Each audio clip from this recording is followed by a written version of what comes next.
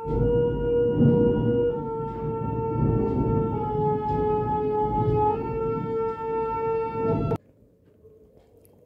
Sri Aurobindo Mira. It is the lesson of this life that always in this world everything fails a man, only the divine does not fail him. If he turns entirely to the divine, it is not because there is something bad in you. That blows fall on you. Blows fall on all human beings because they are full of desire for things that cannot last, and they lose them, or even if they get, it brings disappointment and cannot satisfy them. To turn to the divine is the only truth in life. To find the divine is indeed the first reason for seeking the spiritual truth and the spiritual life.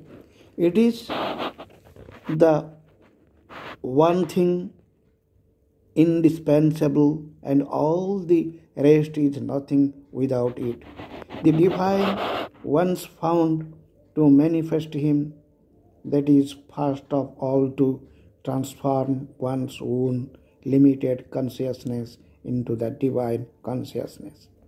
To live in the infinite peace, light, love, strength, bliss, to become that in one's essential nature, and as a consequence to be its vessel, channel, instrument in one's active nature, to bring into activity the principle of oneness of the material plane, or to work for humanity is a mental mistranslation of the truth.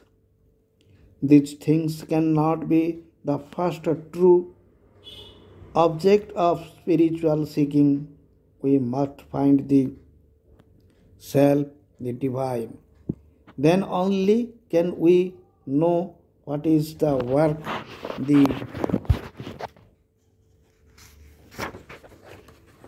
the self or the divine demands from us. Until then, our life and action can only be a help or a means towards finding the divine, and it ought not to have any other purpose. As we grow in the inner consciousness, or as the spiritual truth of the divine grows in us, our life and action must indeed more and more flow from that, be one with that, but to decide beforehand by our limited mental conceptions that they must be in is to hamper the growth of the spiritual truth within. As that grows, we shall feel the divine light and truth, the divine power and force, the divine purity and peace working within us, dealing with our actions as well as our consciousness, making use of them to reshape us into the divine image, removing the dross, substituting the pure gold of the Spirit. Only when the divine presence is there in us always and the consciousness transformed can we have the right to say that we are ready to manifest the divine on the material plane, to hold up a mental ideal or a principle and impose that on the inner working brings the danger of limiting ourselves to a mental realization or of impending or even falsifying by a halfway formation, the true growth into the full communion and union within the divine, and the free and intimate outflowing of His will in our life. This is a mistake of orientation to which the mind of today is especially prone.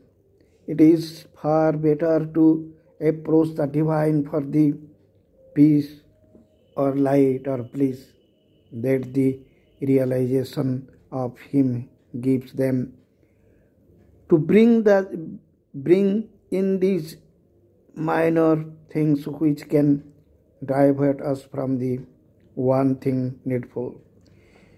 The divinization of the material life also, as well as the inner life, is part of what we see as the divine plan. But it can only be fulfilled by an outflowing of the inner realization, something that grows from within outward, not by the working out of a mental principle. Namaste. Thank you.